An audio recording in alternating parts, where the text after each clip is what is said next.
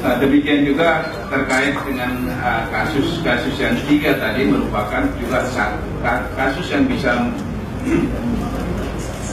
lintas batas, artinya menjadi transnational crime karena manakala dilakukan antar wilayah batas. Oleh karena itu saya sebagai salah satu lembaga Polri, sebagai salah satu lembaga yang melakukan penegakan hukum terhadap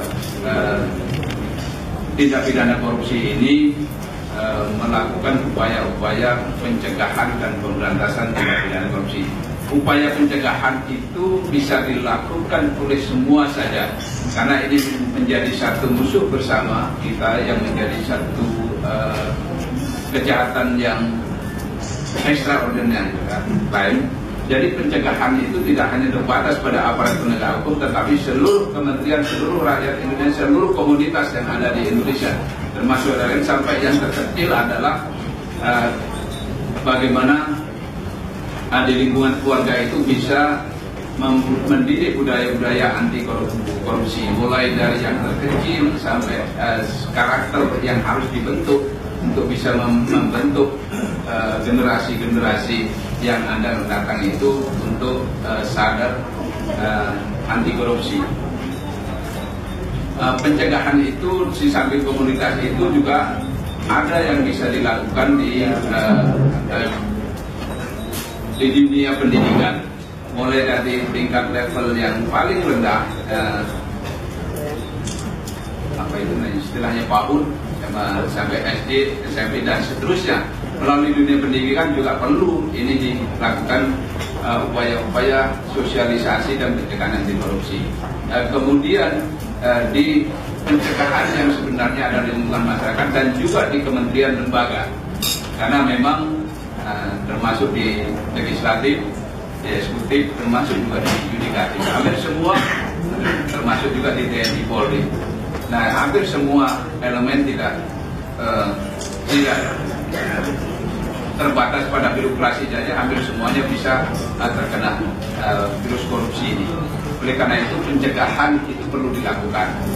Pencegahan itu bisa dilakukan ada 2 hal memang. Kalau kemarin dikatakan bahwa penyebab korupsi itu ada 2, karena ada sistem yang memberikan peluang-peluang untuk korupsi, tetapi juga karena ada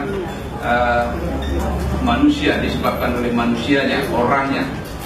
Nah, orangnya itu bisa disebabkan karena memang kebutuhan ini biasanya yang dilakukan oleh pada level bawah seperti pungli dan lain sebagainya di jalanan, dan biasanya itu juga cukup banyak. Nah, itu yang karena itu pembenahannya itu ya harus ada penegakan hukum juga ada, tetapi pembenahan sistem juga ada. Nah, kemudian yang lebih berbahaya itu adalah yang terkait dengan masalah korupsi karena keserakahan. Nah, ini biasanya dilakukan oleh pejabat yang punya kekuasaan, punya kewenangan seperti Kapolri ini, dan juga punya kekuasaan kewenangan. Ini kalau tidak ada kontrol, tidak ada pengawasan, tidak ada transparansi, ya bisa mengarah kepada korupsi. Nah, kalau yang seperti ini ya mau tidak mau harus dilakukan penegakan. Nah, tetapi yang by sistem tadi, karena sistemnya itu memberikan peluang terhadap tindak pidana korupsi, itu yang harus dilakukan pembenahan terhadap sistemnya, sehingga tidak cukup kasus per kasus, tetapi sistemnya. Kalau di satu tempat itu banyak terjadi korupsi, barangkali sistemnya harus dilakukan penelitian untuk bisa dilakukan pencegahan. Kemudian yang terpenting adalah bagaimana komitmen kita untuk mencegah pemberantasan korupsi. Baik, ini perlu ditanamkan, perlu semua pihak ini bisa dilakukan gerakan yang sifatnya masif, sehingga mungkin ada gerakan-gerakan nasional yang harus diprogramkan untuk bisa melakukan upaya-upaya ini secara lebih komprehensif. Kemudian yang kedua adalah bagaimana kerjasama aparat penegak hukum. Aparat penegak hukum ini juga tentu harus dilakukan ada kerjasama baik antara Polri, antara Kejaksaan dan juga KPK. Kita kalau nggak kerjasama sama pihak JPU, begitu JPU-nya berbeda persepsi sudah selesai. Mani bola balik bisa sampai 10 kali nggak bisa maju. Nah, oleh karena itu perlu ada kesamaan persepsi, ada koordinasi, ada kerjasama. Demikian juga dengan KPK. Kenapa kita harus kerjasama dengan KPK? Karena masing-masing lembaga punya kelebihan dan kekurangan masing-masing. KPK punya kelebihan di bidang kewenangan, Polri punya kelebihan di bidang sumber daya manusia. Sehingga kalau misalnya KPK melakukan penindakan di daerah, perlu kekuatan, ya kita backup. Perlu tempat untuk lakukan pemeriksaan, kita backup. Nah, ini yang sebetulnya efektif untuk bisa kita lakukan untuk melakukan pemberantasan korupsi. Tetapi terus terang saja, ini tadi kan judulnya kemunduran pemberantasan korupsi, aib bagi penegak hukum. Nah, yang dimaksud kemunduran itu yang mana? Gitu. Yang mana? Karena saya katakan tindak pidana korupsi sama dengan tindak pidana narkoba. Hampir masif semua ada. Apa diukur yang ditangkap tahun lalu 1000, sekarang 800 misalnya, itu merupakan kemunduran? Belum tentu. Jadi harus ada ukurannya. Nah, kemarin ada komentar koruptor diberikan revisi, ini kemunduran bagi tindak pidana pemberantasan korupsi. Yang seperti itu juga ada. Oleh karena itu harus ada dirumuskan kriteria keberhasilan di dalam pemberantasan korupsi itu apa? Karena saya katakan kalau hanya diukur dari orang yang ditangkap, kasus yang ditangani, semakin aparat penegak hukum aktif, semakin banyak kasus yang bisa diungkap. Semakin dia melambat penegakan hukumnya, berarti semakin sedikit orang yang ditahan misalnya. Nah, tetapi bukan berarti korupsi di masyarakat ini berkurang, tidak. Nah, oleh karena itu perlu juga dirumuskan apa kriteria keberhasilan penegakan korupsi. Bagaimana pencegahan itu bisa berhasil, bagaimana penegakan hukumnya itu juga bisa berhasil. Nah, perlu ini duduk bersama untuk bisa merumuskan kriteria keberhasilan di dalam pemberantasan tindak pidana korupsi, sehingga ukuran kemunduran ini bisa dilakukan secara lebih jelas dan tegas.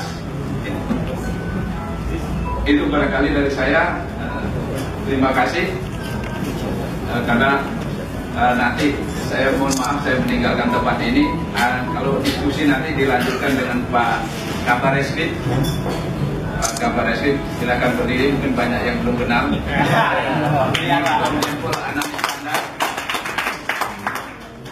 Jadi jarang muncul di media, tapi mungkin banyak juga yang belum tahu, dan sehingga nanti yang mewakili saya dalam diskusi dibantu oleh Pak Yagus, Direktur Tindak Pidana Korupsi. Sekian dan terima kasih. Wassalamualaikum warahmatullahi wabarakatuh.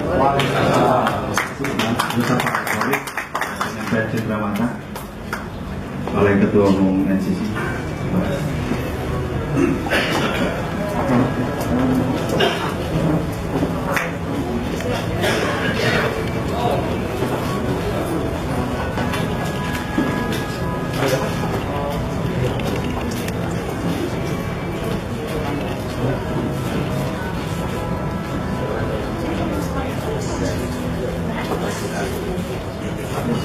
Terima kasih Pak Kapolri. Kami dari panitia mengucapkan terima kasih atas kirinya.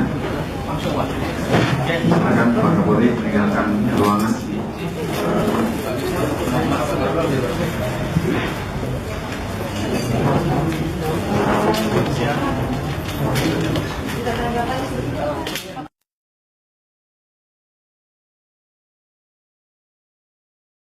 Nanti selesai Pak Kapolri jadi Kapolri. Amin ya, amin. Amin, didoain. Saya lanjut. Nah, refleksi daripada penegakan hukum tadi yang saya sampaikan, yang namanya narkoba dari waktu ke waktu terus berubah. Teknologi perubahannya pun naik dari waktu ke waktu.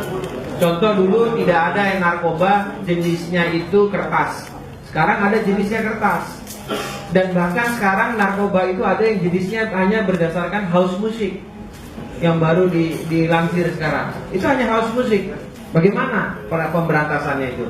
Tapi kita, karena tema kita pada hari ini khusus korupsi, saya ingin mengkhususkan kepada korupsi, Bapak Ibu sekalian.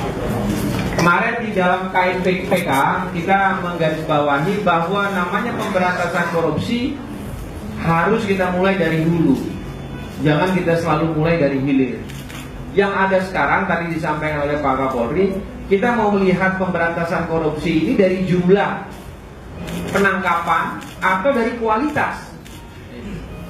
Karena perlu kita sepakati dulu bahwa pengguna anggaran, satker pengguna anggaran, kalau dia tidak melakukan kinerja dalam hal melakukan tender, tidak dalam hal melakukan verifikasi, membiarkan anggaran itu menjadi siapapun, itu adalah korupsi. Karena yang tadinya harusnya bermanfaat tidak bisa bermanfaat karena dana itu nganggur. Nah, sekarang kita mau kategorikan orang yang menggunakan anggaran ini kemudian ada penyimpangan administrasi. Ini mau kita kategorikan, mau kita basmi orang-orangnya, atau orang yang takut mengambil keputusan yang secara quote unquote juga melakukan tindak pidana korupsi. Kita mau bahas yang mana gitu. Kalau menurut saya, banyaknya anggaran yang tidak terserap sampai sekarang ada sekitar 65%, ini juga bagian dari korupsi. Kemarin juga sudah disepakati dalam KNPK dari pandangan-pandangan Badan Pemeriksa Keuangan bahwa kepala daerah atau satker pengguna anggaran yang tidak melakukan kinerja dalam hal melakukan penyerapan anggaran, ini juga bagian daripada tindak pidana korupsi yang harus kita berantas juga. Karena kalau tidak ada pembangunan, berarti tidak ada pembangunan infrastruktur, tidak ada pembangunan masyarakat dan lain sebagainya. Itu dia. Yang kedua, mengenai tindak pidana korupsi ini tentu juga ada PPNS yang berkaitan nanti dengan dalam hal ini adalah PPNS dalam hal PPATK, penyelidikan analisis transaksi keuangan.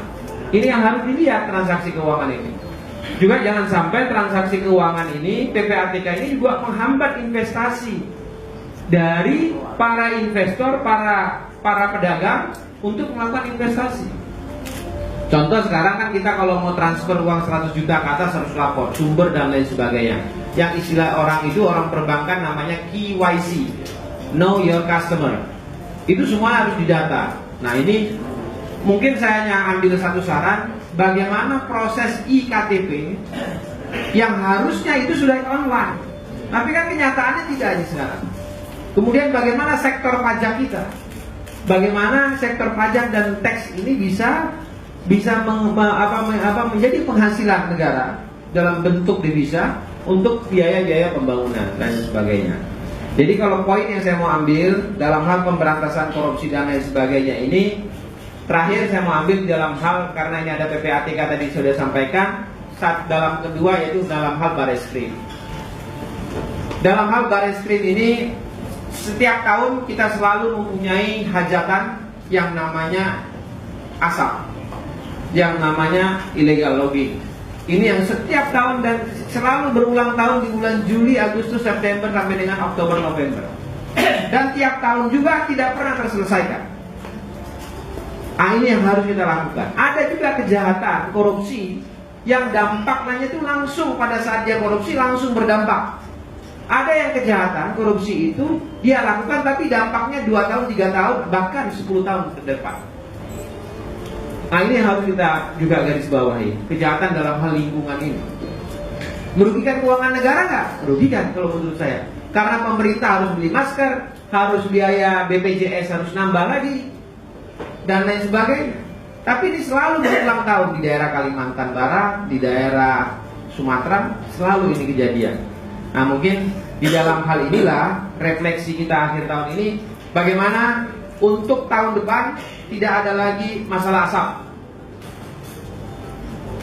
Tentu kita harus urut ini masalah perizinannya dan sebagainya, bagaimana tidak ada lagi.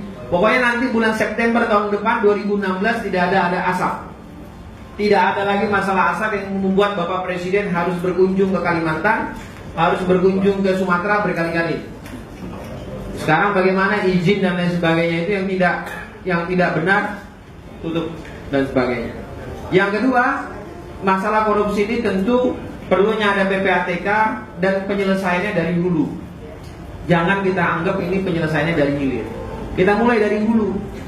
Kerjasama antara penegak hukum KPK, kemudian polisi, jaksa, dan perangkat lainnya, ada PPATK, ada PPNS, ini harus berkesinambungan dan terus menerus, supaya tidak ada lagi yang tadi disampaikan oleh Pak Polri, bolak-balik perkara yang sampai dengan beberapa kali bolak-balik perkara.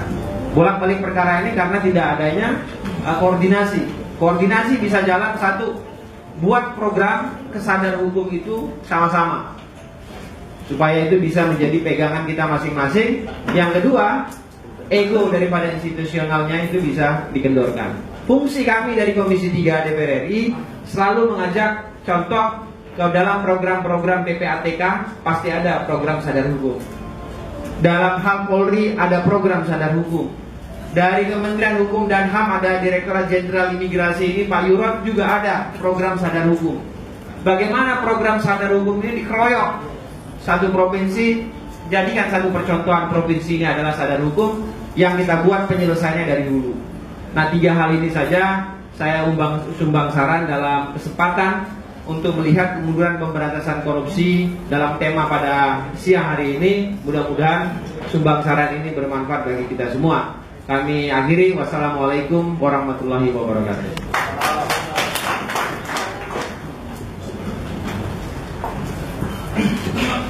Terima kasih dari Pak Aziz, paparannya luar biasa, dan juga tantangan tuh buat Kapolri, Baris Krim, apa nanti untuk penanggulangan korupsi yang kita saat ini menjadi perjuangan kita bersama. Untuk mempersingkat waktu juga, kita langsung ke Pak Anang. Jadi ini keberhasilan Pak Agus itu menodong saya dari kursi depan sana ke kursi ini. Keberhasilan Pak Agus itu memang, ini memang kemajuan ya. Jadi, terima kasih. Jadi dalam rangka kebijakan penegakan hukum ini, kita tidak bisa memandang hanya satu sisi saja. Ada 3 sisi kebijakan penegakan hukum, khususnya masalah korupsi. Yang pertama, tadi juga disampaikan oleh Pak Kapolri, adalah prevention with the punishment, pencegahan. Jadi pencegahan itu hal yang penting untuk kita lakukan secara bersama-sama. Yang kedua, law application, penegakan hukum. Kalau di Indonesia ini saya kira negara yang sudah mengeluarkan sumber dayanya dalam rangka penegakan hukum. Bayangkan ada 3 institusi besar yang melakukan penegakan hukum korupsi. Ya. Tidak cukup 1, 3. Ini satu-satunya negara yang extraordinary, negara yang ada 3 lembaga yang menangani masalah korupsi, yaitu KPK, Kejaksaan, dan Kepolisian.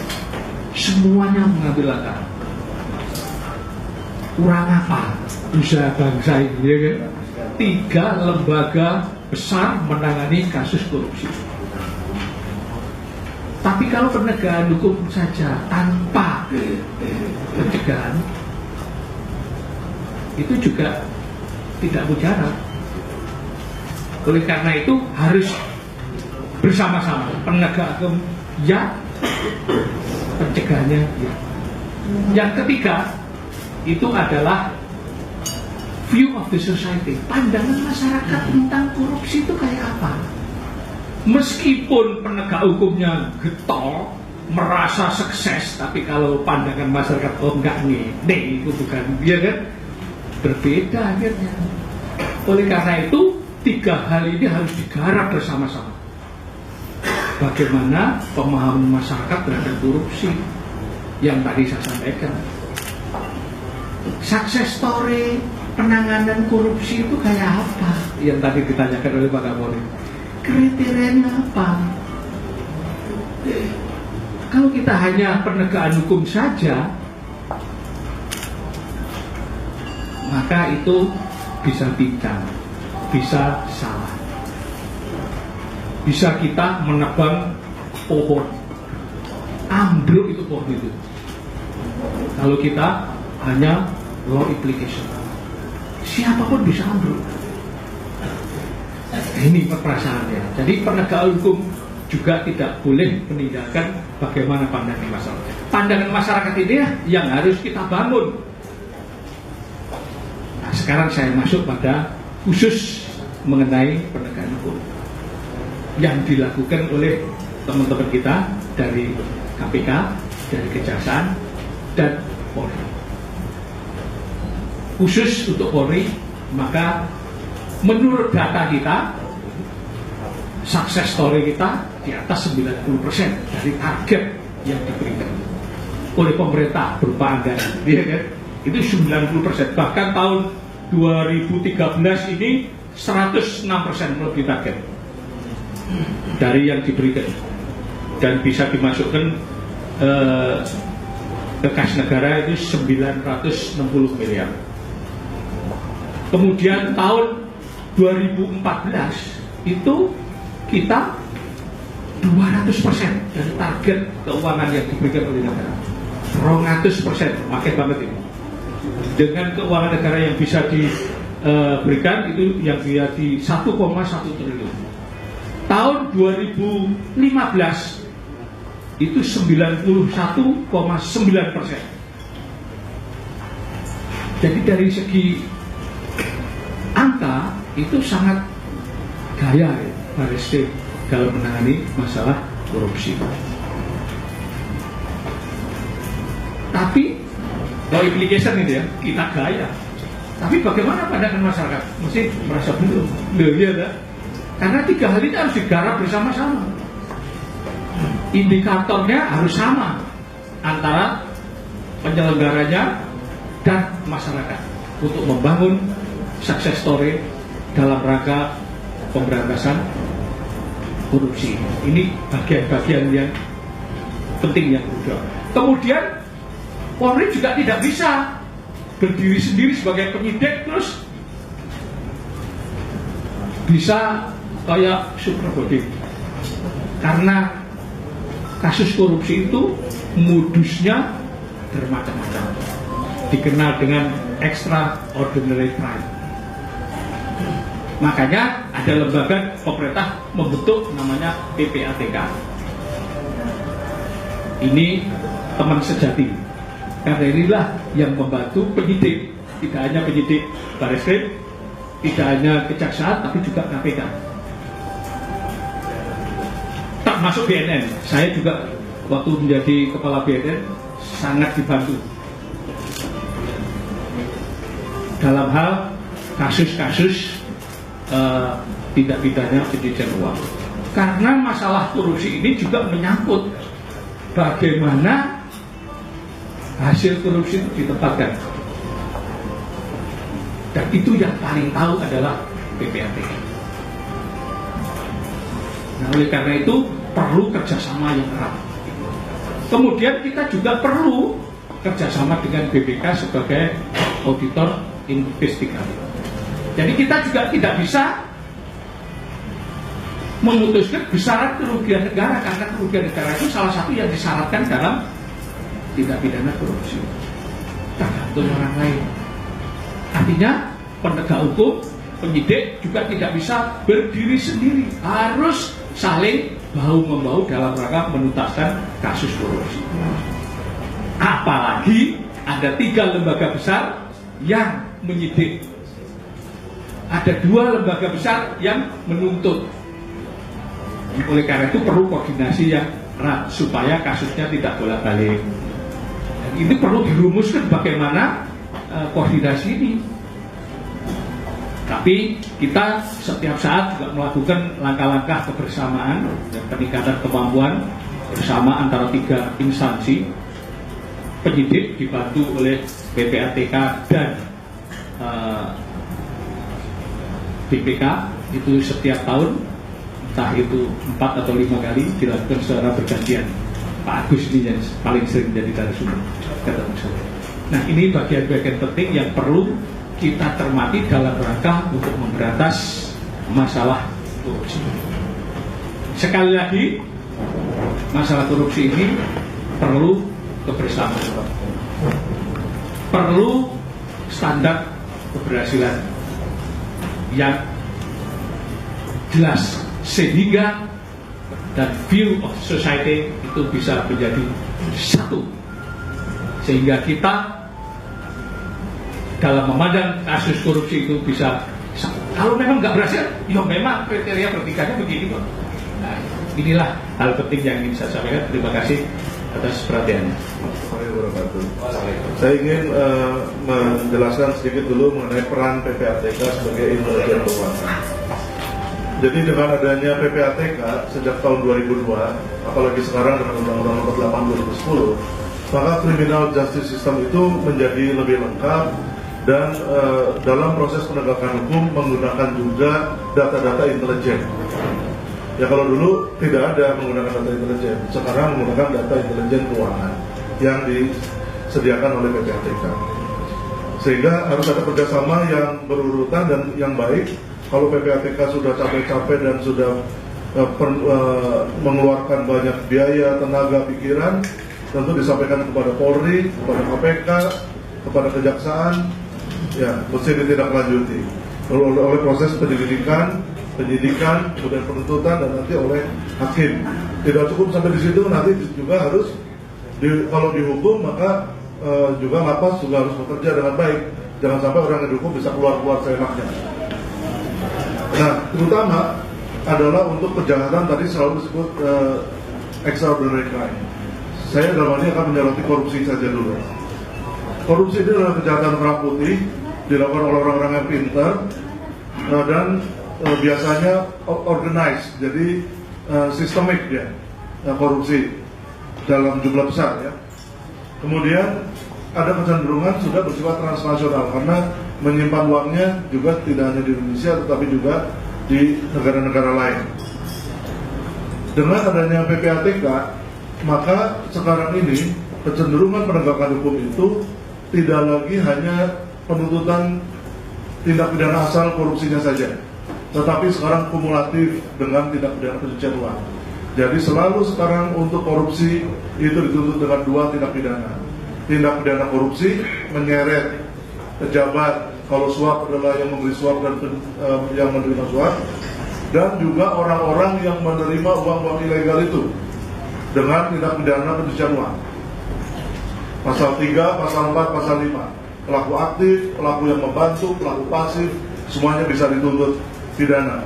Dengan cara apa? Dengan follow the money.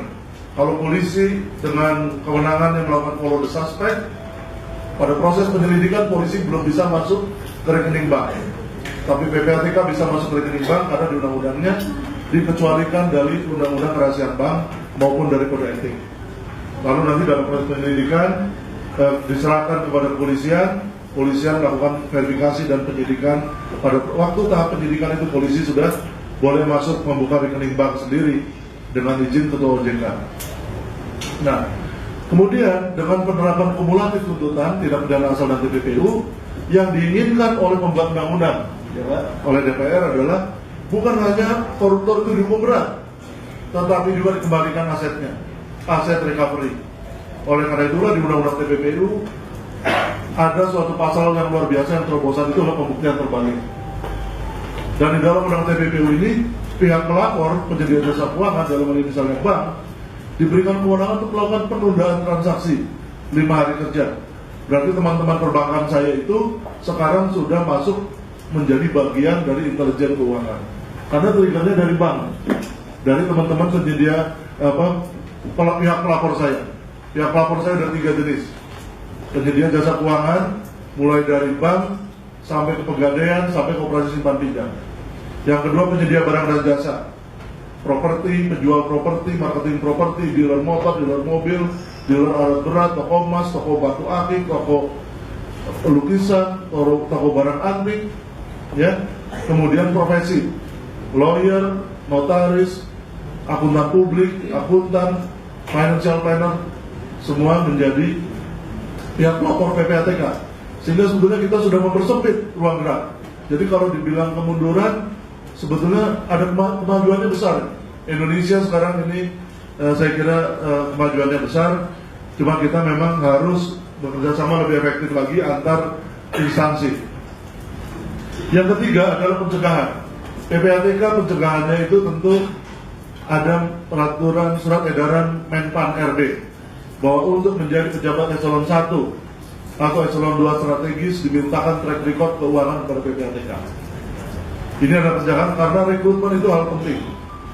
Kalau yang menjadi pejabat itu bermental maling, merampok kampungnya sendiri, maka negeri ini akan runtuh.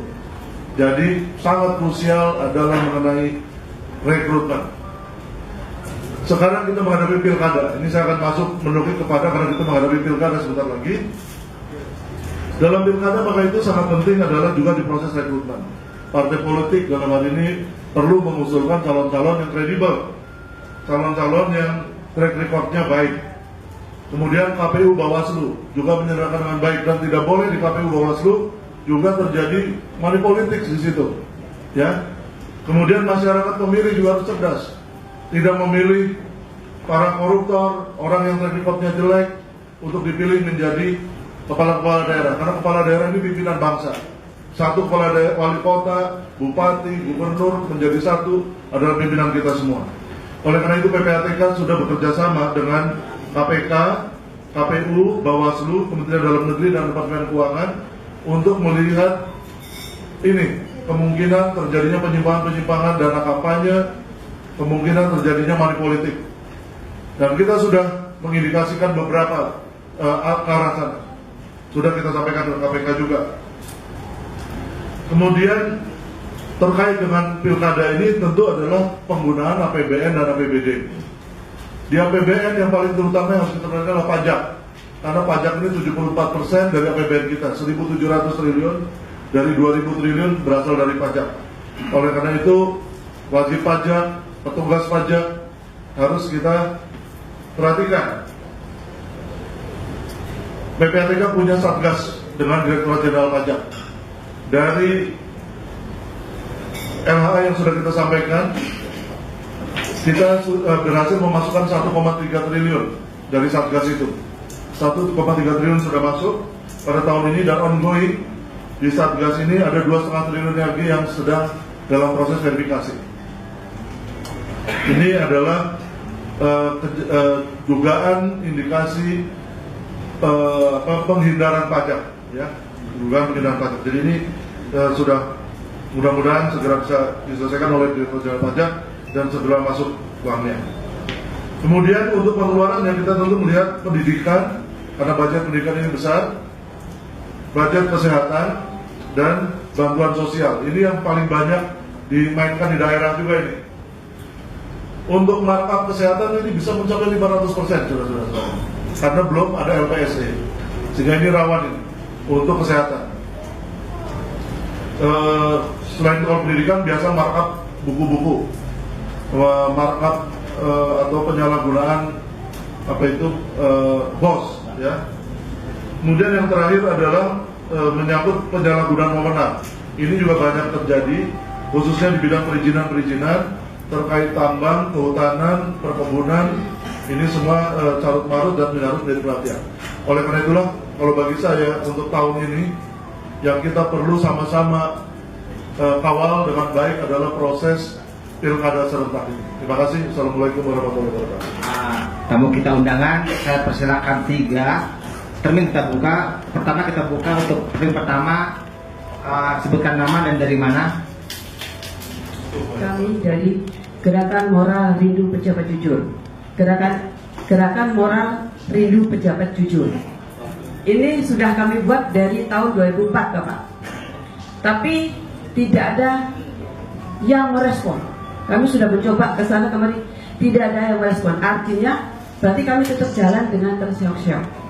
Ternyata 2004 sekarang begitu kita amatin banyak sekali korupsi. Pertanyaan adalah bagaimana bapak-bapak ini bisa mensupport gerakan yang sekarang saya ingin gerakan kembali. 1, 2, dari tadi saya mendengar dari bapak-bapak tidak ada kalimat moral yang dibicarakan. Mohon maaf. Karena apa? Korupsi ini kan dasarnya dari moral. Bapak, satu hal keprihatinan yang sangat kami rasakan sebagai petani adalah kewajibannya membuatkan plasma untuk masyarakat. Sementara itu ada aturan, ada hak rakyat di sana 20% dari luas areal yang diusahakan oleh perusahaan itu wajib membangunkan kebun untuk masyarakat. Tetapi ini dilanggar. Nah, pertanyaan saya, ini kan juga korupsi, Pak. Korupsi uang rakyat. Kalau dihitung oleh PPATK, dari sejak dia berdiri dari 5 tahun sampai 32 tahun dan bahkan perpanjangan HGU sekarang terlaksana. Nah, proses perpanjangan HGU ini juga syarat dengan korupsi antara perusahaan dengan pejabat terkait, Pak. Karena kita sudah bingung habis-habisan melarang pemerintah untuk melakukan perpanjangan sebelum membuatkan kebun untuk masyarakat, tapi pejabatnya di belakang layar tetap aja berjalan terus, Pak. Akhirnya ya sekarang itu terjadi. Khusus di tempat saya di Kabupaten Penajam Pasir Utara saat ini terjadi seperti itu, Pak. Di Kabupaten Penajam Pasir Utara. Nah, itu grupnya Astra, PT WKP yang baru saja melaksanakan perpanjangan HGU per 15 Desember ini. Kita sudah di rumah bisa-bisa, kita sudah memberikan masukan kepada pemerintah, tapi ternyata ini tetap bisa berjalan. Korupsinya berapa triliun, Pak, di situ. Ya, juga kepada Pak Bareskrim, tolong ini untuk diperhatikan sehingga ini swasta dengan pemerintah yang menindas rakyat ini adalah untuk kejahatan yang sangat luar biasa. Terima kasih. Wassalamualaikum warahmatullahi wabarakatuh. Nah, yang akan kami tanyakan, KPK selama ini kan menyita aset dari korupsi, Pak. Nah, apakah pernah diumumkan aset-aset itu? Nah, lalu kapan momennya dikembalikan negara? Nah, mohon dari para narasumber memberikan komentar ya. Terima kasih. Pertama, mengenai gerakan moral. Ini sebenarnya kalau mengenai gerakan moral itu harusnya setiap elemen ini harusnya menjalankan. Bukan hanya kami yang ada di panel di sini. Justru Pak, moral itu harus dari pimpinan sehingga menjadi panutan. Siapa panutan kita? Ya, semuanya. Kalau di rumah tangga, kepala rumah tangga. Kalau di menteri, ya kalau di kementerian ya menterinya, kan begitu. Sebagai panutannya itu loh. Terhadap gerakan ini kapan bisa disupport ya mungkin harus kerjasama ya. Kalau di tempat, saya rasa di tempat PPATK maupun Kabareskrim dan di DPR kita nggak punya posnya itu tuh. Tapi dalam hal nanti sadar hukum ada di Kementerian Hukum dan HAM. Nanti Kementerian Hukum dan HAM yang bisa menyalurkan bagaimana proses untuk sadar hukum dalam bentuk pembentukan moral. Dan pembentukan moral itu harus dibuat dari jauh-jauh hari, dari SMP, SMA, kuliah. Kalau pendidikan moral itu pada usia-usia yang sudah senja, ya susah dia. Itu udah akan bisa ampuh dia, karena perlu dilatih. Kayak orang mau buang sampah pada tempatnya, nggak bisa. Kalau sekarang diajarin ke tempat-tempat ini susah. Tapi harus dimulai dari anak-anak SD, SMP, SMA buang sampah pada tempatnya. Kalau cuci tangan, kalau sebelum makan cuci tangan. Itu harus dari awal pola pendidikan. Makanya disarankan dari PPATK Pak Agus, dari Bareskrim, memang harus ada pencegahan. Jangan sampai bos bantuan untuk operasi sekolah dalam hal pendidikan itu di-markup atau dicabut dan bahkan tidak ada gitu. Nah, mengenai Pasir Penajam, hak masyarakat plasma. Nah, ini memang bukan hanya di Kalimantan Timur, Pak. Ini, Pak. Ini di Sumatera juga banyak ini. Plasma yang tidak diikuti oleh perusahaan, dan bukan hanya plasma, CSR-nya pun tidak ada 10% itu ke masyarakat. Sehingga masyarakat itu yang di sekitar pabrik itu tidak menikmati keberadaan itu usaha. Contoh aja sekarang Freeport, apa yang dinikmati oleh masyarakat Papua? Kan itu yang harus kita lihat. Seharusnya kan CSR itu bermanfaat bagi masyarakat sekitar, berguna bagi masyarakat sekitar.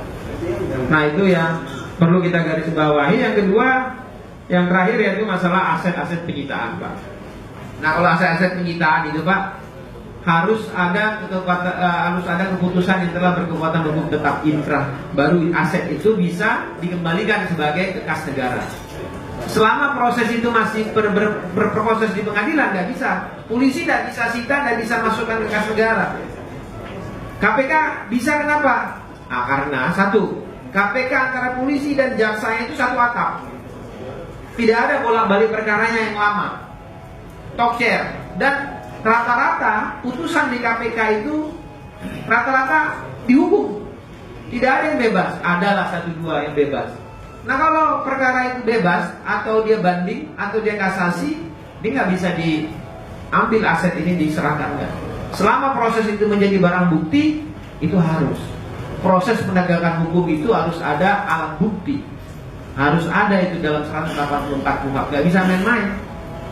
Harus ada. Jadi sehingga, kenapa kok di KPK cepat pengumumannya? Karena media mendukung KPK. Kalau media mendukung polisi, ada juga. Ada diumumin. Coba, nah, saya dapat laporan kok dari polisi, aset-aset yang disita dikembalikan ke negara ada. Cuma media tidak memberitakannya secara luas. Paling diberitakannya kecil. Jam 23 malam, ya orang udah tidur. Kan itu. Kasih dong di prime time-nya. Jangan dikasih yang malam. Kalau polisi kasih beritanya malam, jam 1 malam. Ya orang udah sambil tidur. Jadi nggak ketahuan, Pak. Sebenarnya ada, Pak. Jaksa juga ada, polisi juga ada penyerahan aset negara. Kami dapat laporannya. Nah, cuma kenapa kok tidak terdengar? Ya saya bertanya kenapa media tidak mau angkat. Kan begitu. Nah itu kurang lebih Pak. Saya supaya ini satu termin aja Pak, yang lama-lama karena saya harus ada pimpinan Komisi Pemberantasan Korupsi yang harus saya selesaikan. Nanti kalau tidak saya dianggap tidak menyelesaikan KPK, mau ulur-ulur lagi. Pak Ajis ini ketua komisi mau ulur-ulur aja ada. Jadi mau dengan segala hormat ini Pak Anang, Pak Agus, saya harus kembali. Iya, terutama kepada Bapak berdua dan moderator dan rekan-rekan wartawan. Saya mohon diri Pak Yurat, Pak Prit, saya mohon diri karena harus mimpin untuk calon pimpinan KPK. Ya, izin Pak ya. Bentar, 1, 2, ya. Pak Ajis, madep sini ya, oke. Ya, makasih ya. Ya, masih. Sebagai ya memang masyarakat lah yang sebelumnya mempunyai negeri ini ya, yang kita harus sama-sama itu memang masyarakat. Saya sangat mengapresiasi gerakan moral rindu pejabat jujur. Kemudian mengenai sawit Pak, kalau memang ada korupsi ya Pak ya, ada kecenderungan Bapak melihat korupsi, Bapak bisa melapor. Kemudian lapor itu bisa ke polisi, bisa ke KPK, bisa juga ke saya, ke PPATK, pengaduan masyarakat. Ini hanya tergantung kalau Bapak lapor ke polisi, Bapak jadi pelapor. Kalau ke saya, laporannya nanti akan jadi laporan intelijen, tidak langsung ditangani penegakan hukum, tetapi akan saya lakukan analisis dulu. Gitu. Boleh pakai surat, boleh juga datang sendiri ke Juanda 35 PPATK, Jalan Juanda nomor 35 Harmoni. Kemudian mengenai dari teman media Parlemen Rakyat Online, justru dengan adanya PPATK ini Pak, dengan adanya undang-undang tindak pidana pencucian uang, maka ketika tahun lalu saya diundang ke Belanda untuk mempresentasikan aset recovery, dan pemerintah Belanda sangat kagum dengan pencapaian aset recovery kita yang meningkat begitu banyak. Jadi sebelum berlakunya Undang-Undang 8 2010 itu boleh dibilang di KPK nggak ada tuh nyita mobil sampai 100 atau tanah sampai puluhan, nggak ada. Karena pada waktu itu yang ditangani oleh KPK hanya koruptornya, ya koruptor berarti pejabatnya, atau kalau suap penerima dan pemberi suap. Tetapi dengan tindak pidana pencucian uang, maka semua mobil, motor, jam tangan, cincin, perhiasan, rumah, aset bisa dirampas untuk negara, dikembalikan ke negara. Biasanya suka dijual, dikembalikan ke Direktorat Kekayaan Negara dan bisa dibeli oleh masyarakat di Direktorat Kekayaan Negara. Coba? Dilelang. Iya, dilelang. Jadi itu bisa Bapak tanya ke DJKN. Di sana ada showroomnya lah, kira-kira kayak gitu. Dan seperti tadi saya sampaikan, dalam proses persidangan dengan adanya undang TPPU itu, hakim diberikan kewenangan ini yang di luar dari konsep hukum acara konvensional. yaitu pembuktian terbalik. Biasanya jaksa yang harus membuktikan, sekarang terdakwa harus membuktikan bahwa hartanya bukan berasal dari harta ilegal. Contoh klasik itu adalah yang dilaksanakan oleh kejaksaan untuk mantan Direktur Pajak Basim Asifi, ya. Itu dirampas 63 miliar karena dia tidak bisa membuktikan dari mana. Pada waktu itu dia bilang, oh saya sebelum masuk DPO saya itu juru foto amatir, saya jual foto sehingga bisa dapat uang 63 miliar. Pengadilan nggak percaya. Kemudian, oh saya punya usaha di Cina sudah 10 tahun, mana aktenya? Ada. Wah, akhirnya mulai bingung. Oh, katanya kalau 10 tahun mesti ada ini dong, pemeriksaan oleh akuntan. Oh ada. Akhirnya keringetan. Tapi akhirnya lebih pintar. Coba tunjukkan kepada majelis setoran dana pertama transfer ke Cina dan hubungan transaksi antara perusahaan itu mana transaksi banknya. Tidak bisa menunjukkan, sehingga dirampas 63 miliar. Itu contoh, dan yang lain-lain. Setelah itu semuanya, seluruh perkara korupsi besar dilakukan penuntutan kumulatif dan dilakukan proses pembuktian terbalik di persidangan dan sudah menjadi jurisprudensi di Mahkamah Agung, sudah belasan kasus. Terima kasih.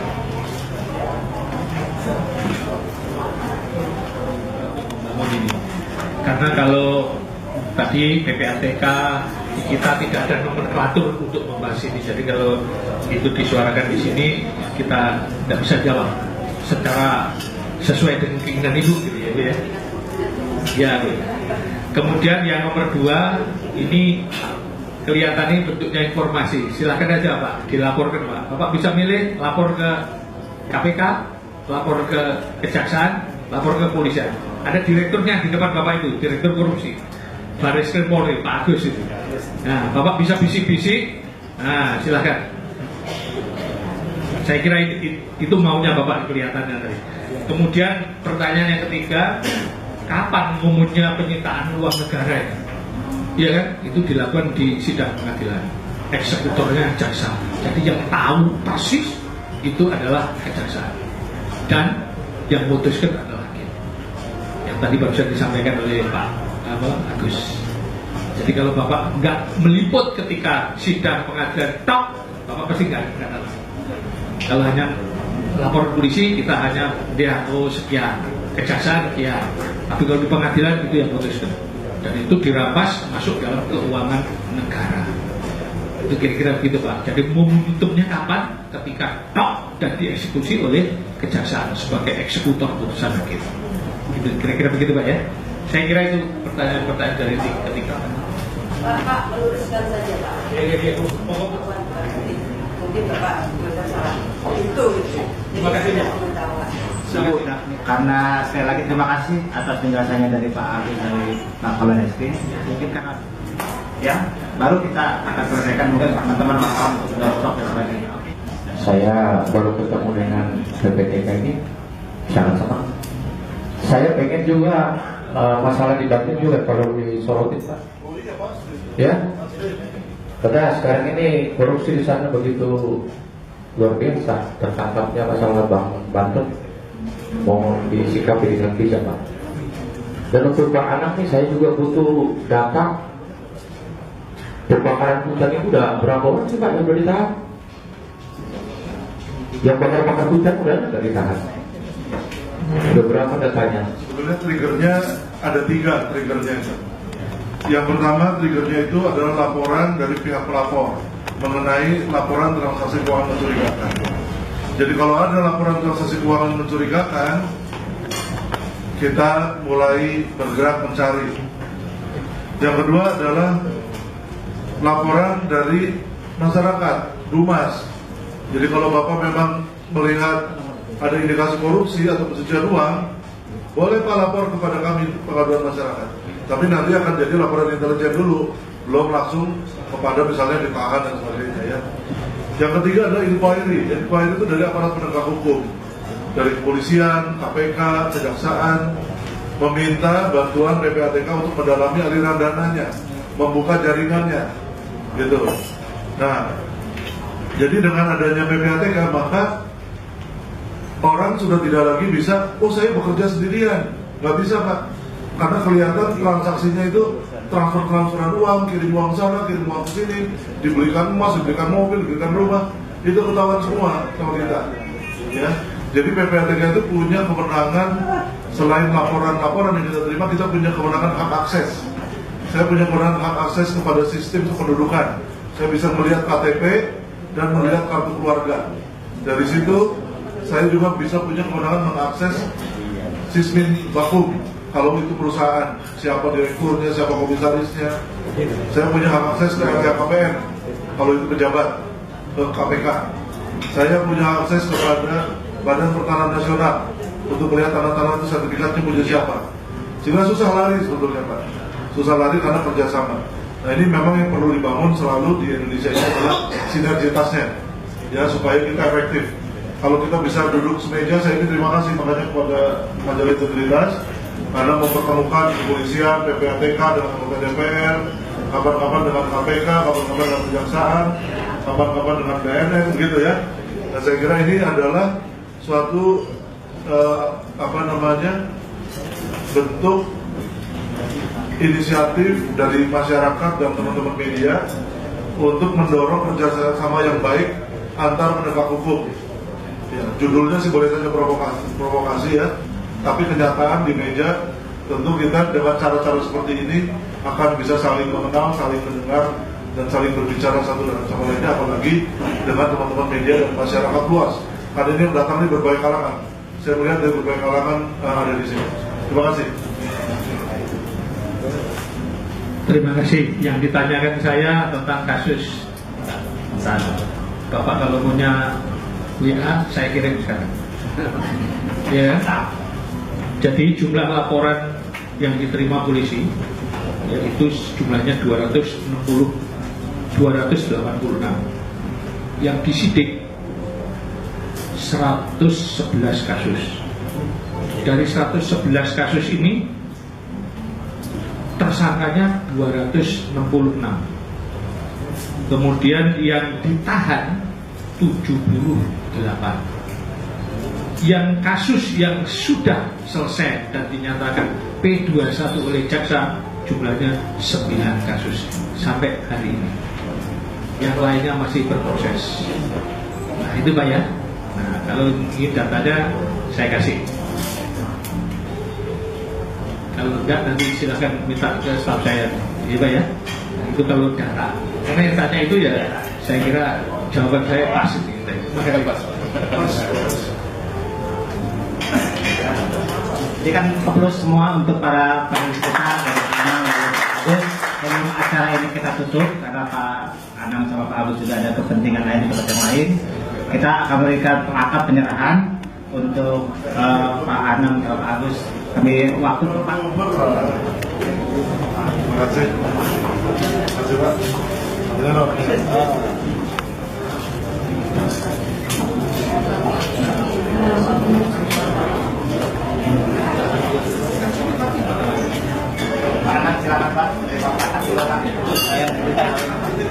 Atau ini narasumber kalau Ya, langsung mendadak.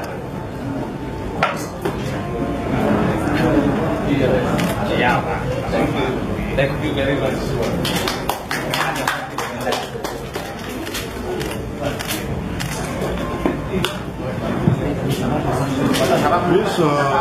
Bisa dong. Oke. Lagi dulu.